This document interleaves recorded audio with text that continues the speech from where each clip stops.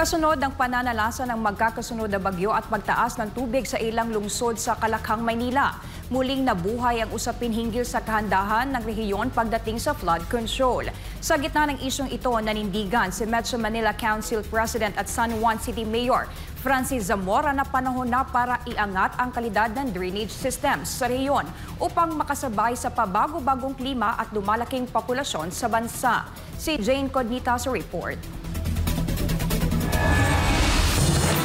Matapos ang pananalasa ng mga nagdaang bagyo at pagbaha sa ilang lungsod sa Metro Manila, binigyang diin ni Metro Manila Council President at San Juan City Mayor Francis Zamora ang kahalagahan ng mas modernong drainage system para matugunan ang lumalalang suliranin sa baha, kasabay ng paglatag ng long-term solutions kasamang MMDA, DPWH at iba pang ahensya. Sa panayam ng SMNI News, sinabi ni Mayor Zamora kasalukuyang tinatapos na ng MMDA, DPWH at iba pang kaugnay na ahensya ang isang Metro Manila Drainage Master Plan na layuning matukoy ang mga bahagi ng drainage system na kailangang palitan, palawakin o i-upgrade. Ang Metro Manila Drainage Master Plan, yan po ay napakahalaga sapagkat kailangan natin aralin, sapagkat luma na po ang mga drainage systems na kasalukuyan natin ginagamit.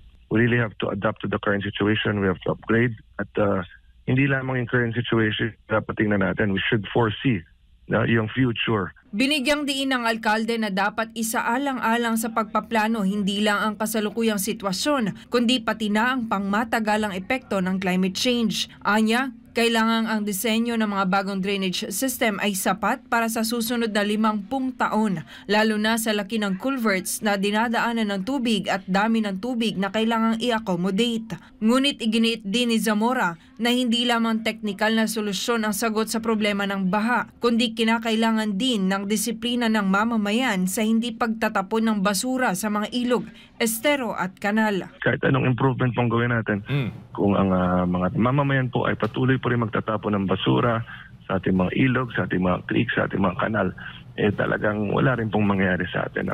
Babalik at babalik pa rin ang problema ng pagbabaha. So kinakailangan po talaga sabayan yan ng disiplina ng ating mga mamamayan at yung maayos sa pagtutok po ng ating mga lokal na pamahalaan.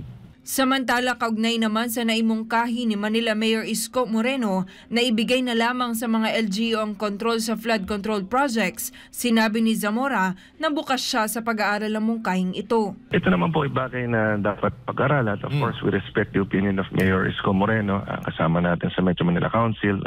I believe it is something that may be studied. Sa huli, inaasahan ni Zamora na tatalakayin pa ito sa mga susunod na pagpupulong ng Metro Manila Council upang magkaroon ng mas malinaw na direksyon sa implementasyon ng mga flood control project sa Metro Manila. Ito si Jane Codnita, inyong citizen correspondent, nag-uulat para sa Diyos at sa Pilipinas nating mahal.